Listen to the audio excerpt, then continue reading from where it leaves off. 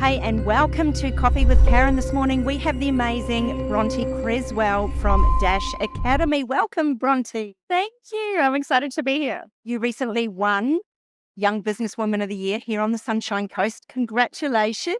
What is it that made your business stand out from the crowd? I think when I look back, it's really hard to know, obviously, what the judges were saying when they had a look at everything that I'd put together. But I think it's probably more about looking at my career as a whole rather than just my business on its own and really taking ownership of everything that ties into that. So it goes beyond just the business that I had. I think it tied into the network and some of the communities that I'm part of. And, I'm an executive member of the Young Chamber of Commerce. And I think when they look at that as a whole, there's so many other aspects of what I am wanting to build for myself that go beyond just the business. So knowing that I sold one side of my business to focus on, the current one that I have, I think that also ties into that quite well, to know that who you are as a person is more powerful than the project that you're working on at the time or just that project. What was it that made you decide to venture into social media? And social media, I mean, many of our viewers there will be going, oh, it's, my nightmare. What made you go into that? And is it a crowded space right now? It is absolutely a crowded space. It always has been, to be honest, since I got into it. But I think the reason, honestly, I'm so passionate about it, and I really, really am, anyone who's ever done any of my trainings is like, you are very big on this in terms of the impact it can have for businesses. I really have seen the impact that it has for brands. It's not just about, oh, this feed looks pretty, or this is a nice picture, or I want to have 10,000 followers. I really, really don't focus on that at all. I focus on a small business and knowing how incredibly important that business is and that brand is to that person, and that, it's kept them up at night. They're so excited about it, like, can't wait to reach out people. And to me, social media is that avenue. It's what empowers them to be able to do that for themselves. It's not something that intimidates me so much. I think if you can look at a space and know that you can add anything to that, then it's worthwhile pursuing, which has always sort of been my focus in pushing in that direction.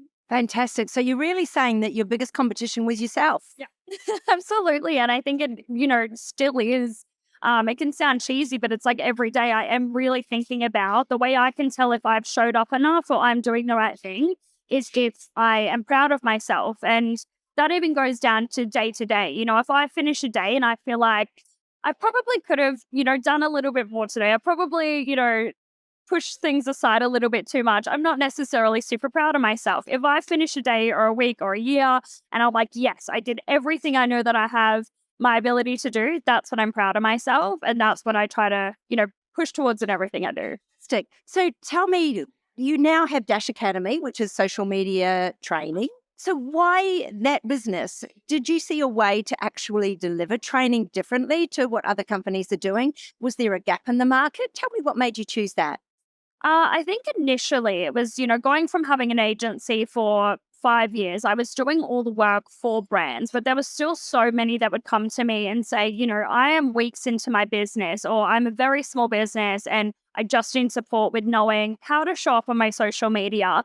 And, with the agency, we were doing huge campaigns and big ads and all the rest of it. But I kept coming back to that from people and brands. And I wasn't necessarily set up to help all of them with that. And I really wanted to empower them more than just say, yes, this is a package of what you need to look at consistently for someone else to manage that for you, when it's actually really simple for them to do themselves. Did you hear her say the word simple with social media? I mean, is that even possible? It really is when you strip it back. And I think this is a big part of what I love about social media and working with small brands and business owners is when you strip it back from all the massive intimidating words and approaches and little bits of strategy that people throw at you that doesn't make sense in the bigger scheme of things. If you strip it right back, it actually can be quite simple. The way I see social media is it's a connection between a brand and your audience. And if you have the skills and understanding to do that, that's all you really need to focus on. So I do love the process of taking, business owners who feel very overwhelmed, very intimidated by social media, and showing them, okay, forget everything that you know so far. Here's your business, here's your brand, here's your key messages, here's how we're going to show up, and focusing on showing them how to do that. I know our viewers are going to be thinking, should I be on every platform? How many times should I post? There's all these ideas out there about how many times we should post each day. And should I have ads? Do I have to have ads? And so on and so forth. TikTok's the latest. Do I go on that? Sure. Sure. And I think this is a big part of where brands do tend to get really overwhelmed from it. And the number one tip that I can almost give in that space is do not ever forget that social media is a business tool. So you must approach it in the same way you approach anything else in your business. If you're thinking, do I need paid ads? The question is, what budget do you have to allocate to that? And what return are you needing on that? And is that something that's realistic with, the ads that you could have running on there? If you should be on every platform, well, where is your audience actually? What platforms are they on? What kind of content should we be posting? What kind of content will your audience respond to? And what do you have the capacity to create? So a lot of it. So what's an example of that? So for instance, Instagram. So what audiences are on Instagram? Because a lot of people, it's changed a lot. Instagram, it used to be a younger demographic, and now it looks like everyone's there. Is that right? I think you'll find that on most platforms, it is 100% broadening in terms of demographics. People love to say, Facebook's only for old people, Instagram and TikTok are only for young people, and it's not always the case.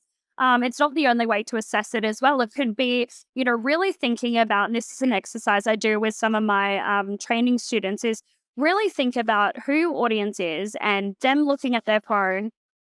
What social media platforms do they have? If they're a really big professional, they're probably going to be on LinkedIn. And that may be where they spend, their first hour of the morning scrolling through that kind of content. Are they likely on TikTok watching dances? Maybe not so much. So, it's also thinking about the type of person and where they consume content and what kind of content they're looking for as well.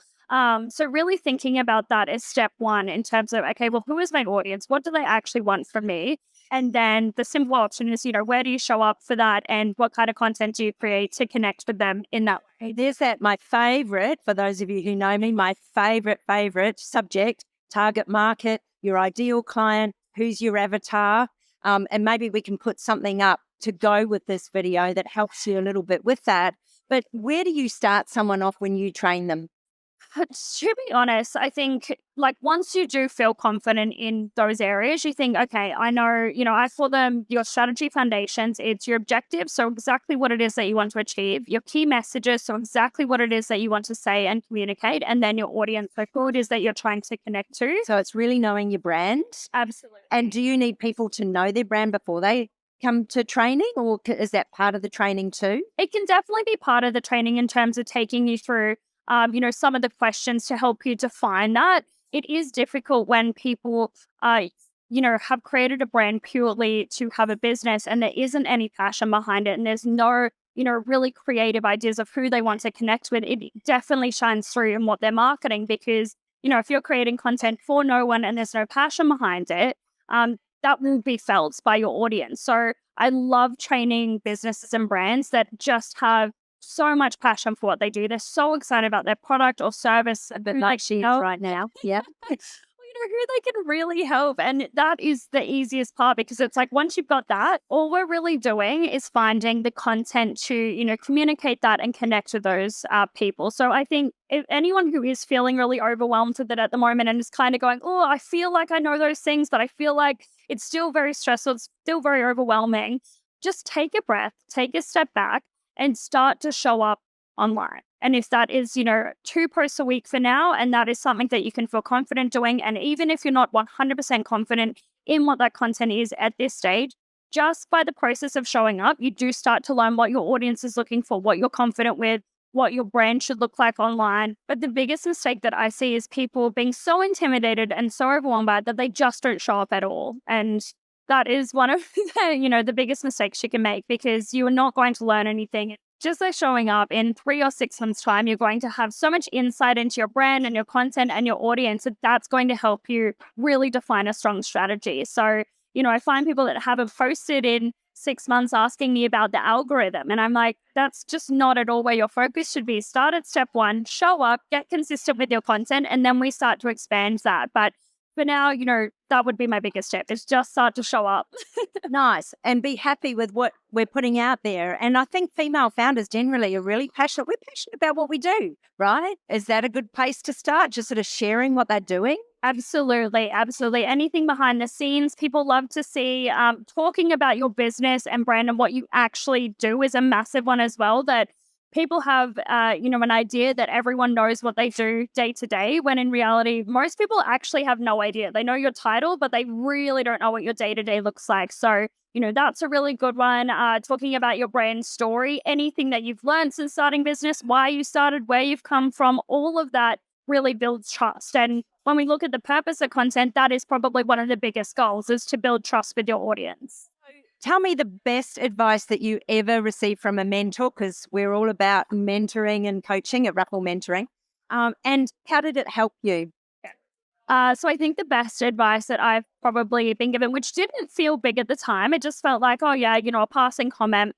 But it's that you have to literally want it as much as you want oxygen. So if someone took that away for a second, that feeling of nothing else in the moment matters other than getting that breath of air, that's how badly you have to want to succeed.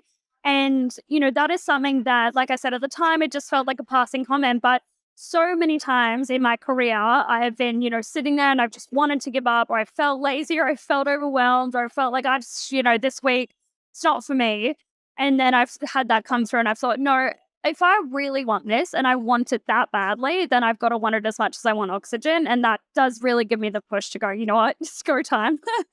Because we do have down days, and that's normal, right?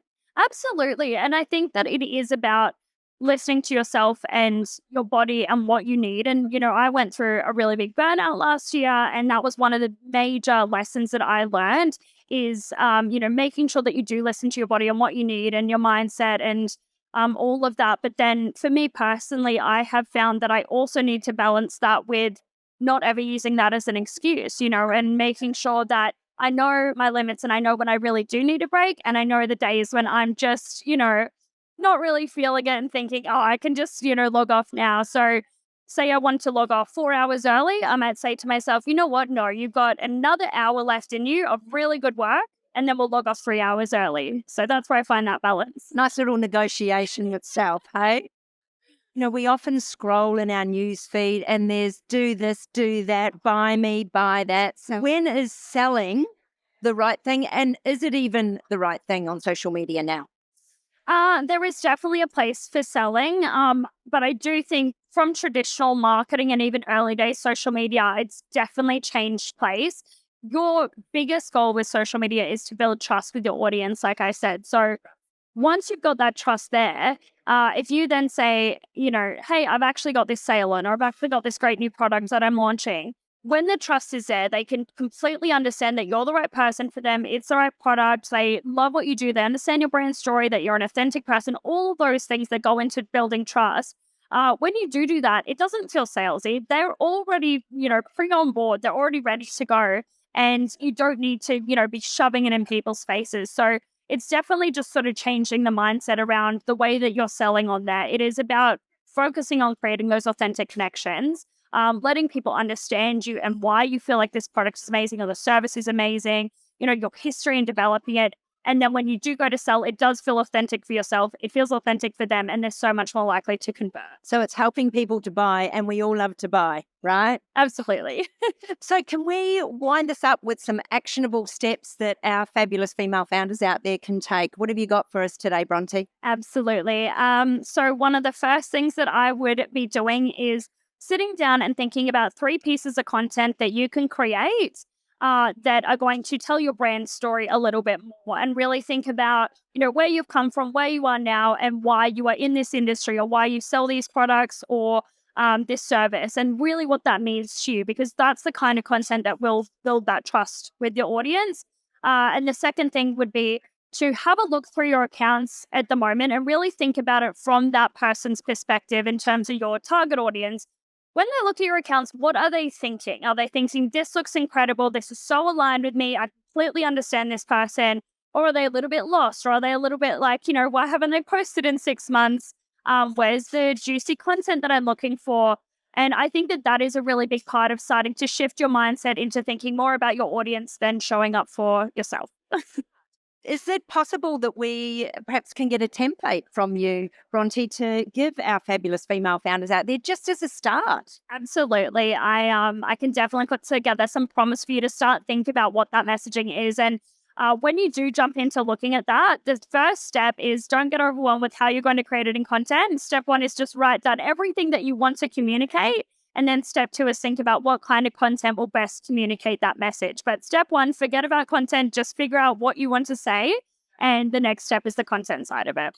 Hey, fantastic. All right. So we'll be putting that up with this video as well. I'd love to say to the viewers, if you've got any questions at all, please send them in to us and we'll have the appropriate links there for you to be able to do that. And we're going to get the amazing guru here to answer them. Is that okay with you? Sounds amazing. I can't wait. Please send them through. Fantastic. Bronte, thank you so much. It's just been an absolute pleasure chatting with you today. And how obvious is this girl's passion? We will see more of Bronte, but that's a start anyway for you to hopefully get a little bit of strategy, a little bit of a step one start in your social media. Bronte, thank you so much. Bye-bye.